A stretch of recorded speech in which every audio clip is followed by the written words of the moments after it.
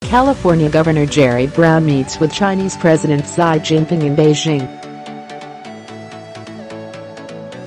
June 6, 2017. Xueren Xinhua, by Nathan Gardels. Nathan Gardels bio. September 10 at 1:57 p.m. Nathan Gardels is editor-in-chief of the WorldPost, a partnership of the Berggruen Institute and the Washington Post. Without doubt, Jerry Brown has been one of California's most legendary governors. Yet his greatest role may still be ahead. His formidable political experience combined with his enduring commitment to resolving the existential challenge of climate change will position him as a global elder statesman when he leaves office next year. As governor, Brown has put together a worldwide network of the willing to battle global warming in the wake of the U.S. withdrawal from the Paris Climate Agreement under President Trump, linking up 188 subnational entities, such as municipal and provincial governments, in 39 countries and across 6 continents, to push ahead with the accord.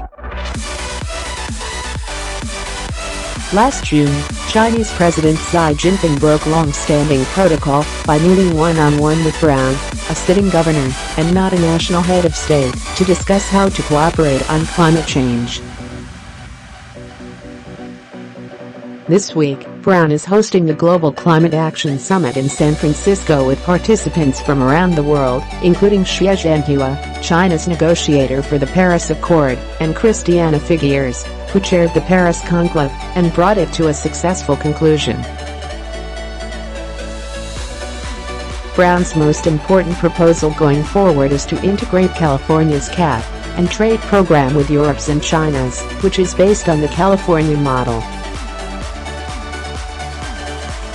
That model caps greenhouse gas emissions and penalizes polluters with stiff fees, the proceeds of which are invested in projects that will help California reach its goal of total reliance on renewable energy sources by 2045. Polluters can buy and trade emissions allowances that are costly, thus incentivizing reductions. The goal is a large worldwide carbon trading system, the governor told European Union officials on a visit to Brussels last November. California already collaborates with 2 Canadian provinces, Quebec and Ontario, on a range of policies, including carbon pricing through the cap-and-trade program. Extending that to the European Union and China would structurally bind decarbonization efforts in the state with 2 of the world's largest economies. The model for Brown's elder statesman role is Jean Monnet, a former French official and diplomat who devised the idea of the European coal and steel community implemented in the 1950s. The driving notion was that regional integration of heavy industry in the Ruhr Valley along the French-German border in the years following World War II would accelerate economic reconstruction and make war not only unthinkable but materially impossible. Similarly, the integration of cap-and-trade markets today would not only ultimately establish a global carbon price that would diminish reliance on fossil fuels, it would also create a bridge of common intent across boundaries to save the planet despite national conflicts arising today in trade and security matters. Tying our climate fates together would in effect serve as a kind of preemptive version of the coal and steel community.